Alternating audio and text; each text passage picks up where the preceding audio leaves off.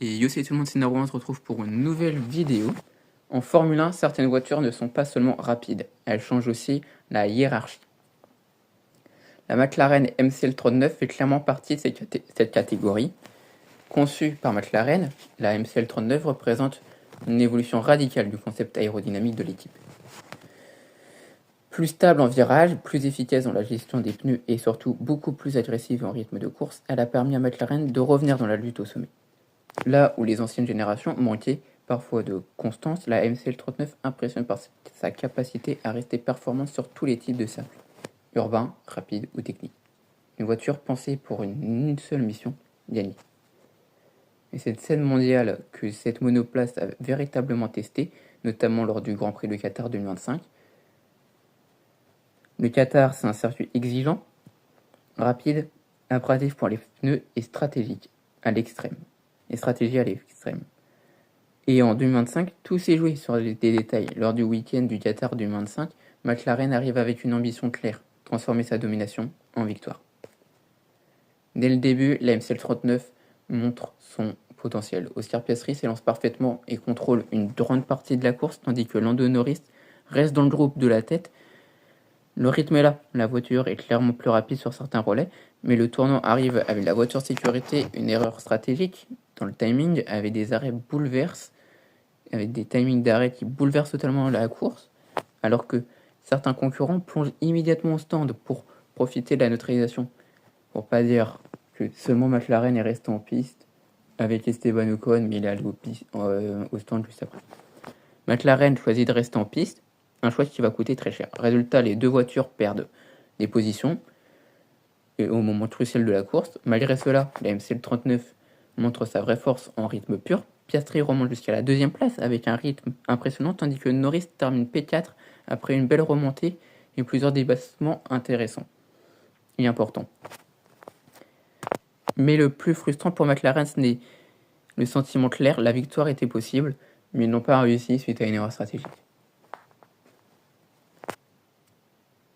Max Verstappen profite donc de cette situation pour s'imposer, mais McLaren ressort du Qatar avec une certitude. La MCL39 peut gagner partout, ça c'est sûr, si tout est parfaitement exécuté. En conclusion, une voiture de titre, mais pas encore parfaite. Malheureusement, c'était la fin de ces réglementations à l'effet de sol. La MCL39 n'est pas une simple évolution, c'est une déclaration d'intention. Rapide en qualification, redoutable en rythme de course et capable de battre n'importe qui sur la grille, elle place McLaren dans une nouvelle dimension qu'elle connaît depuis fin 2023 et surtout depuis Miami 2024. Mais le Grand Prix de Qatar 2025 rappelle une vérité essentielle en Formule 1. La performance ne suffit pas, la stratégie, le timing et la précision collective sont tout aussi décisifs que la vitesse. Et c'est peut-être le vrai défi McLaren d'aujourd'hui, transformer une voiture de champion en une équipe championne. Voilà, donc là on va se retrouver sur F1 25, je vais essayer de parler de plusieurs choses, l'aileron arrière mobile, le flexi wing, la bataille jusqu'au dernier GP, 2 fois d'affilée champion constructeur, le moteur, enfin tout ça, on va parler de plein de choses sur F1 25, on va rouler le Qatar. Donc voilà. Donc nous voici sur F1 25. On va prendre du coup la McLaren. Donc la McLaren, c'est la voiture qui a eu 2 titres d'affilée. 2024-2020. 2024-2025. Je vais mettre de nuit directement, ça va être un peu mieux. Vous voyez un peu tout, vous voyez les backstage. Voilà. Je vous précise. Voilà. Du coup, sur le Grand Prix du Qatar, il y a une safety car assez rapidement avec un accident. Il me semble que c'est Nico Hülkenberg, Pierre Gasly, il y a un accrochage.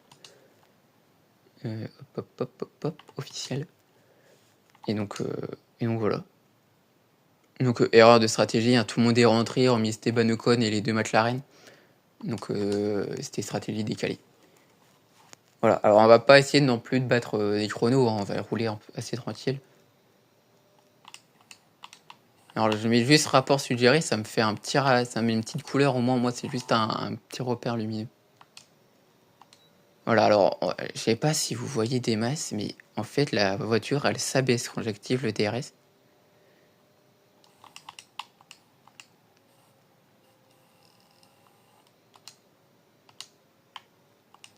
Oh là là, oui, on part. Ouais, bon, j'ai dit, c'est pas grave. Voilà, cette McLaren, elle a été assez controversée par Red Bull et Christian Horner surtout, qui disait que la McLaren, au lieu de mettre de l'air ou de l'azote, mettait de l'eau dans ses pneus, ce qui est totalement interdit par la FIA. Voilà, parce qu'en fait, il gérait. Non, mais j'arrive vraiment pas là. Je peux pas faire deux choses à la fois, visiblement. Si en fait, elle gérait tellement bien ses pneus. Vraiment, c'est incroyable. Enfin, ils avaient une dégradation de malade mental. Ils dégradaient même pas leurs pneus, à croire qu'ils avaient leurs pneus soft, donc les pneus qui s'usent le plus. Mais en fait, ils étaient en hard. Bah, je regardais un peu mon retour écran, du coup. Forcément, voilà, j'ai fait une bêtise. On va faire plusieurs tours, hein, le temps que je finisse mes plusieurs sujets que j'ai choisis. Ouais, non, mais là, je suis en rythme de course, on va dire, mais je suis à fond. Tac, tac. Donc voilà, et évidemment, la FIA contrôle tout ça, et McLaren a démenti. Et Zak Brown, le team principal, et je crois un actionnaire aussi de McLaren, a fait une blague lors du Grand Prix de Miami, avec marqué Tire Water sur sa gourde, ce qui m'avait fait assez rire. Voilà. Et donc oui, on peut mettre de l'azote dans les pneus parce que c'est plus léger et plus prévisible, il me semble.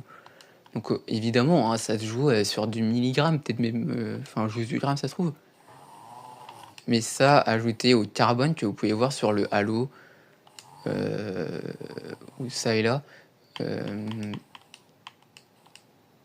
bah en fait, ça fait plusieurs kilos. Et donc, bah, ça peut jouer à des dixièmes autour, quoi. Donc voilà. On va parler du Flexi Wing. Parce que normalement, je vous mets une image à l'écran. On voit qu'il est plus bas dans les zones à haute vitesse et plus haut dans la vitesse normale. Donc ça a été très controversé. La FIA a mis dès Barcelone l'image que je vous ai mise au Japon, refaite par IA. Dès l'Espagne, ça a été plus serré. Et donc beaucoup de gens se sont dit, bah ça y est, McLaren, ils sont foutus. Voilà. Allez, on va aller voir au niveau d'Alpine. Bon, bah, là, 2 tours carrément nuit. C'est pas grave, on roule. J'ai du mal à parler et rouler en même temps. Donc, ça a été très controversé. Cette McLaren, elle est bien roulée. Ça a été très controversé. On voyait des posts sur YouTube. Moi, je traîne sur YouTube. Hein. Oh là, ça glisse. Voilà, elle a un arrière très léger. Si vous regardez les commentaires de Julien Febvre, fin qualif, ouais, non, mais c'est même plus une sortie là, c'est autre chose. On va recommencer le tout. Donc, regardez les commentaires de Julien Febvre, fin de qualification Q3, et à peu d'essence, les pneus sont neufs. Et vous regardez notamment Ostier Piastri, un arrière léger, mais mama, plus que la Porsche en 2022 au Mans. Ceux qui ont la ref, ou 2023, mais je pense que c'est plus 2022. Non, ça arrive pas d'être 2022, donc 2023. Avec Kevin Estre, mama, c'est quelque chose. Donc voilà. Voilà, cette McLaren a été améliorée, mais de beaucoup. C'est ça qui est pénible ici, il y a peu d'appui. A été beaucoup améliorée. Donc ça a un impact hein, sur 2026. Hein, parce que ça, c'est la dernière. Oula, mais j'ai oublié de freiner. Oui, bah, va dans le gravier, on va recommencer. Parce que c'est la dernière fois qu'on voit des F1 avec l'effet de sol, le DRS, appelé DRS. Donc fallait bien préparer 2020. Non mais c'est bon là. Fallait bien préparer 2026 et ça a eu un impact sur cette saison parce qu'ils sont à 133 points de match alors je dis peut-être une grosse bêtise, je mettrai le chiffre. de Mercedes et ils sont 3e en championnat. Ils étaient premiers. Ils ont gagné le titre constructeur à Singapour. Ils auraient pu le gagner en Azerbaïdjan s'ils avaient mieux géré la course. Malheureusement, Oscar, c'est crash. Hein. Donc ça, c'est pas gérer la course, là, c'est le pilote. Et je crois que Lando a mal géré sa course. Et globalement, Max a gagné et Carlos Sainz a fait un podium. Donc Carlos Sainz dans une Williams, ça fait un podium pour dire. D'ailleurs, bonne relance de Max Verstappen, je trouve qu'on n'en parle pas assez. Donc voilà, tout ça pour le titre pilote de Lando Norris, sans salut. Il y a eu des déçus, il y a eu des heureux. Des déçus, moi le premier, je voulais Oscar et soit champion. Hein, Oscar, mon petit chouchou, voilà, vous savez maintenant. Ah là c'est mieux, je roule mieux, je roule plus lentement, mais je roule mieux. Donc voilà, je crois que globalement, on est bien.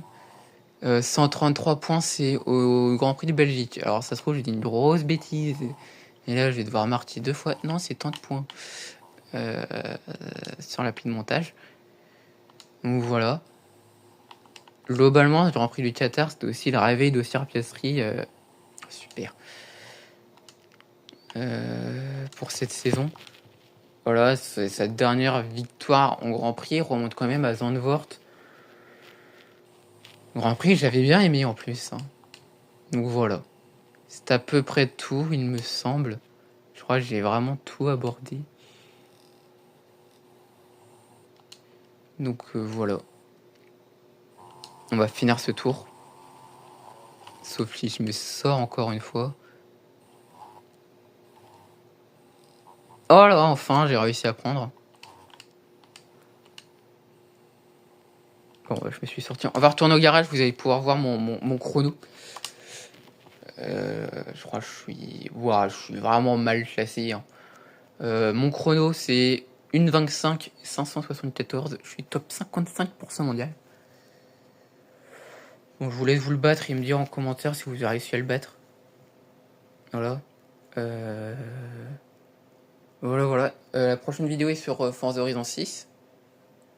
Avec la Porsche 911 Turbo de 974. Et je crois que c'est quelque chose comme ça. Voilà. Je vais en vacances la semaine prochaine. Donc pendant au moins 2 semaines, il n'y a rien. 3 semaines, jusqu'à août, il n'y a rien. Voilà, désolé, mais j'ai le droit des vacances aussi. Voilà. Donc like, commentaire, partage, tout ça, vous connaissez la chanson. Voilà. Pour vous dire, voilà, je suis 55% mondial. Je joue sans aide. Voilà, il n'y a pas de trajectoire, il n'y a rien. Aussi, donc voilà. Du coup, voilà, ou c'est peut-être l'Aston Martin AMR 24, mais ça m'étonnerait, je l'ai pas en Lego. F24, je l'ai revendu. Donc tout ça, voilà. Donc il y a plus de chances que ça soit la Porsche. Sur Forza Horizon 6 que j'ai. Alors, vous voyez. Forza Horizon 6, 3e jeu. Bah là où il y a. Là où il y a mon dos. Voilà. Donc je vous laisse, je vous dis bonne journée, au revoir et ciao.